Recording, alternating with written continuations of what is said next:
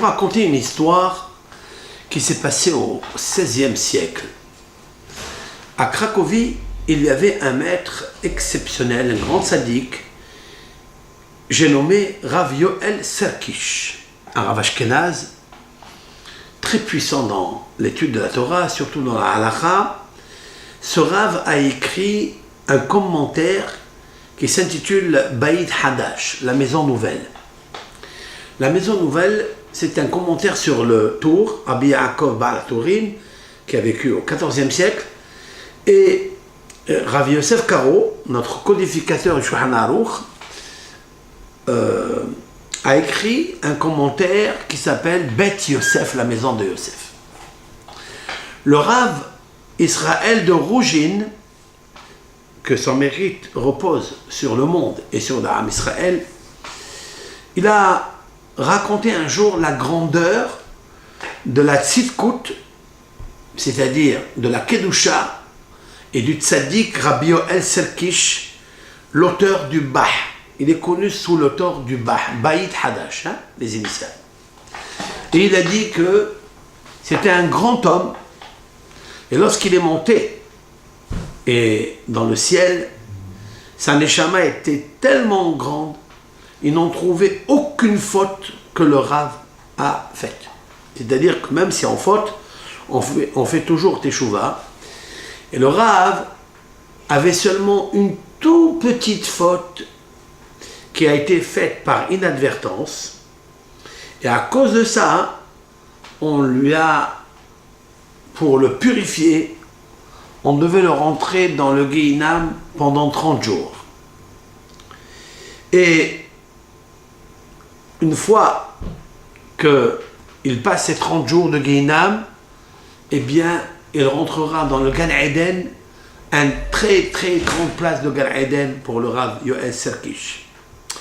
Cependant, lorsque le Bah est passé par le Gehinam, il n'a pas voulu rentrer, il a dit « je m'arrête ici ». Je m'arrête parce que je vois qu'il y a beaucoup de Neshamot qui souffrent dans ce Gehinam, et il leur dit « je ne veux pas rentrer dans le Gan Eden tant que je ne fais pas rentrer avec moi, je ne fais pas sortir ces Neshamot du Gehinam et les faire rentrer avec moi au Gan Eden ». Et là, le Bet Din à Elyon, c'est-à-dire le tribunal céleste, a accepté la requête du Bah. Quelle était la faute qu'avait pratiqué le Rav? C'était lorsqu'une fois il y avait un carrosse, et ce carrosse avait des coussins sur lesquels le cocher s'asseyait, qui étaient fabriqués en kil'aïm. Kil'aïm, cela veut dire le lin et la laine tressés ensemble.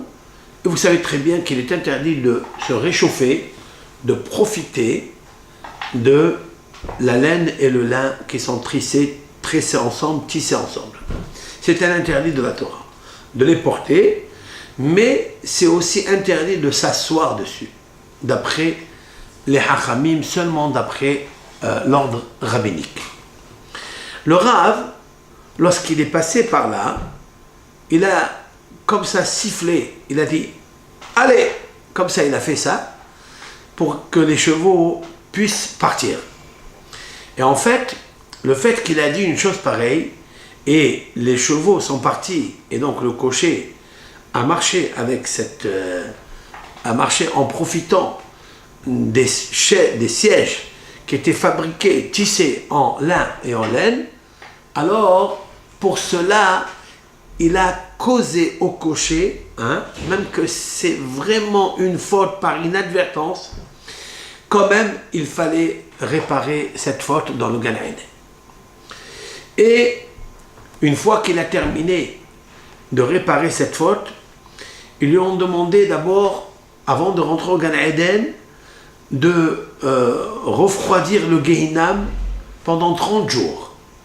Et ils ont refroidi le Gehinam pour le Rav, et donc il est rentré un peu de temps, c'est-à-dire sa neshama, pour être purifié totalement, et il est monté de niveau en niveau de Gan Eden. Voilà donc ce que le Rav Israël de Rougine a raconté. Mais pourquoi je vous dis une chose pareille?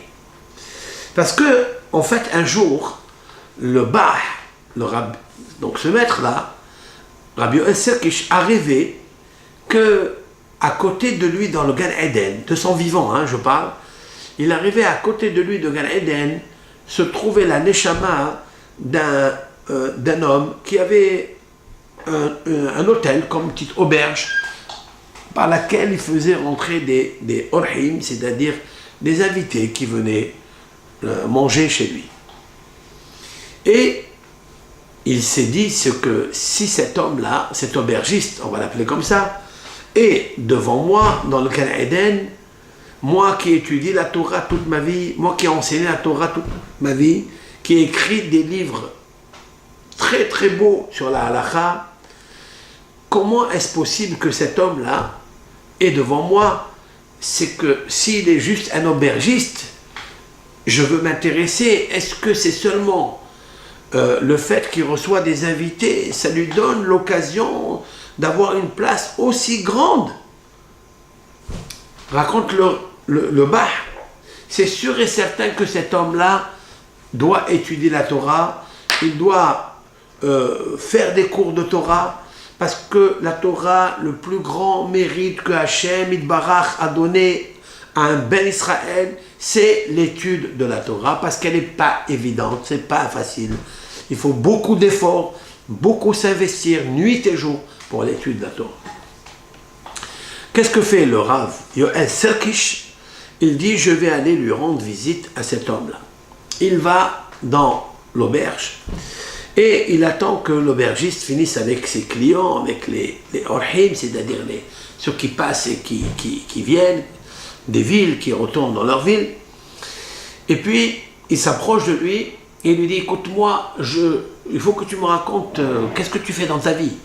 Quelles sont les bonnes actions que tu fais dans ta vie? Il lui dit, moi, je fais aucune bonne action. Et il lui dit, c'est pas possible. Je vais te dire quelque chose. J'ai rêvé que tu étais à côté de moi dans le Gan Eden. Et tu sais très bien que je suis le Rav de Cracovie et j'ai une responsabilité tellement grandiose concernant la Dayanout, comment juger les gens, parce qu'il n'est pas aisé de juger des personnes sans commettre d'iniquité, sans commettre du favoritisme, et il faille être très très scrupuleux dans la halakha. Tu veux m'expliquer comment toi, qui es seulement un aubergiste, tu n'étudies pas la Torah? Il lui dit non. Il lui dit, de temps en temps, j'écoute le Rav qui parle de Torah comme tout le monde, mais je n'étudie pas la Torah. Alors il dit, je veux comprendre, tu as dû faire quelque chose dans ta vie qui t'a donné cette grandeur de monter à des niveaux de Gan Eden à Elion extraordinaire. Et puis l'aubergiste se met à lui raconter une histoire. Il dit, ma fille est arrivée en âge de mariage. Et puis je me suis donc trouvé un bon hatan d'un monsieur qui était richissime, parce que lui aussi il était un homme riche, et nous avons voulu faire le mariage entre ma fille et mon gendre, mon futur gendre. Puis mon compère, le père de mon gendre, m'a demandé que si il admettait que, si avec sa permission, que pratiquer le mariage dans le château où se trouve le compère, le père du gendre. Et bien sûr j'ai accepté et je suis allé dans sa ville. Là-bas, avant la houpa, avant de faire la houpa, ils avaient l'habitude de faire une très très grande séouda, d'inviter d'abord tous les invités et aussi tous les pauvres de la ville, les inviter, leur donner à manger, leur donner une simha.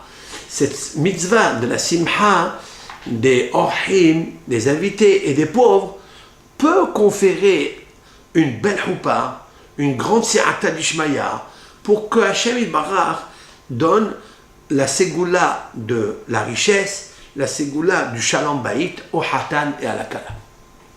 Voici comment ils pratiquaient leur tradition. Et puis, lorsque je passais voir les invités, moi aussi, j'allais saluer mes invités avant la houpa, j'ai remarqué une personne qui était en train de pleurer. J'ai remarqué que cette personne était amère et elle versait des larmes chaudes. Je me suis approché de lui, je lui ai dit, monsieur, qu'est-ce qui se passe? Qu'est-ce que vous avez? Et bien sûr, ça n'est pas confortable. Vous allez marier une fille, mon compère va marier son fils, donc mon gendre. Pendant la simha, il ne faut pas avoir des larmes amères. Et donc, je m'intéresse, monsieur, à ce que vous me racontiez, qu'est-ce qui se passe? Et puis, avant d'y aller le voir, une fois qu'il parlait avec lui, est venu donc son compère, le père du Hatan, et il lui dit, laissez cet homme-là, de toute façon, je crois qu'il est un petit peu... il a beaucoup de peine par rapport à une histoire qui est arrivée. Alors, mais on ne pourra rien faire aujourd'hui. Baruch Hashem, mon fils, va se marier avec votre fille, et puis c'est terminé. Mais cet aubergiste n'a pas été persuadé et n'a pas été influencé par les paroles de son compère. Et puis il va voir cet homme-là et lui dit, racontez-moi votre histoire. Et puis ce monsieur il lui dit, écoutez, moi j'étais aussi très très riche. Et lorsque j'ai rencontré ce monsieur qui donc va devenir votre compère, j'avais une fille, j'ai une fille et je voulais la marier avec cet homme-là. Mais cet homme-là m'a demandé de aussi payer la nidounia, c'est-à-dire ce qu'on appelle la dot pour la fille. Moi j'apporte la dot, toi aussi tu apportes la dot. Et puis vous savez très bien que je n'ai pas accepté de le faire. Je n'ai pas accepté de le faire parce que je pensais que c'est le hatan qui doit, etc., qui doit nourrir sa kala. Et puis le mariage entre nous s'est cassé. Et maintenant, je sais que c'est un très bon hatad, un très bon mari, et j'aurais aimé que ce mari soit le mari de ma fille. Et maintenant, c'est impossible parce que je suis pauvre et je ne peux pas apporter ma moitié pour le mariage, pour la dot et pour acheter une maison pour le hatan et la kala. Lorsque l'aubergiste a entendu ce qu'il est en train de me raconter, il a eu tellement de la peine qu'il lui a dit, écoutez, je vais vous arranger la situation. Il va voir le compère et lui dit, écoutez, puisque ce garçon, cet homme-là, il avait une fille et qu'elle devait se marier avec donc ton fils, toi, eh bien je n'accepte plus que moi je marie ma fille avec votre fils. Pourquoi? Qu'est-ce qu'il y a? Il dit parce que en effet, je préfère que tu maries ton fils avec cette fille parce que cette fille-là, elle était déjà destinée. Et c'est pas grave, moi je paye la dot de cet homme-là pour sa fille et pour que Kadosh Baruch Hu, il efface les péchés de l'un et de l'autre. Vous savez très bien, quand un mariage ne réussit pas, il y a toujours des rancœurs, il y a toujours des choses à arranger qu'on n'arrange pas. L'aubergiste s'est dit, moi à ce moment-là où je dois marier ma fille, il y a une personne ici comme moi, comme ma chère à moi, comme mon frère, qui est en train de pleurer parce que sa fille était fiancée avec le hatan que je dois prendre. Je n'ai dans aucun cas, je prendrai ce hatan qui était destiné déjà à cette fille-là. Qu'est-ce qu'il a fait? Il est parti parler avec son compère, qui aurait dû être son compère. Il l'a tellement influencé qu'il a accepté. Et puis, il a payé aussi la dot. Il lui dit, écoute, au lieu de faire entrer ma fille en choupa, je vais faire entrer la fille de ce monsieur-là qui était ton ex-compère. Et c'est ce qu'ils ont fait le même jour. Ils sont rentrés, il y a eu des danses et il y a eu une joie tellement grande que voilà ce que j'ai fait dans ma vie. Le Rav Yoel Serkish, lorsqu'il entend une chose comme ça, il dit merci à Kadosh Baruch Hu, que tu m'as donné ma place à moi, qui étudie la Torah, qui enseigne la Torah, qui a écrit des responsables de la halakha. Je le mérite d'être à la place à côté de cet aubergiste. Qu'est-ce qu'on apprend de là? On apprend de là le shalom. On apprend de là que celui qui aime le shalom, on apprend de là que celui qui concède, qu'il aurait pu être, sa fille aurait pu se marier avec ce garçon qui était exceptionnel dans les qualités et qui était hacham, qui était sage, et prendre cet égoïsme et le briser pour le kavod de l'autre, pour la fille de l'autre, et en plus payer la dot à la place du père, ça c'est quelque chose de grandiose devant Akadosh Baruch Hu. Et voilà, sans Torah, sans l'étude de la Torah, ça peut nous amener et ça nous confère la concession pour l'autre, qui est un grand sacrifice certes, mais pour le shalom de l'autre, pour le bien de l'autre. Akadosh Baruch Hu, il te donne une place dans le Gan Eden à côté de Rav Yoel Serkish, qui était l'auteur du Bah et qui était le grand rave de la ville de Cracovie. Ça, je dirais que l'aubergiste, c'est un vrai crack. Et comme il est Cracovie, alors il vit à côté du rave de Cracovie. Et Ratson, que nous aussi, on apprenne de cette petite histoire ô combien, tellement puissante, tellement profonde, qu'il nous faut pas arriver à cela. Ça sera très difficile. Mais on ne sera pas l'aubergiste, mais peut-être habiter dans la même enseigne. Hein? Être hébergé dans la même enseigne. C'est-à-dire que l'homme doit des fois faire des sacrifices, même si ça lui coûte cher, ça lui fait mal. Mais s'il les fait besimha pour l'autre, même qu'il ne t'appartienne pas à toi, ça ne va pas t'appartenir à toi, ça va appartenir à l'autre. Eh bien, devant un Kadosh Baruch Hu, tu es plus grand encore que n'importe qui. Kol Tov Lachem, essayons de faire des efforts. Et tout celui qui fait des efforts dans ce sens-là, à Kadosh Baruch Hu, il le protège dans ce monde et il lui donne des grandes faveurs, des grands salaires, des grandes récompenses. Il nous faut toujours se battre, les Shem Shamayim, pour Akadosh Baruch Hu, pour faire grandir le nom de Hachem. Amen. L'Echol Am Israël.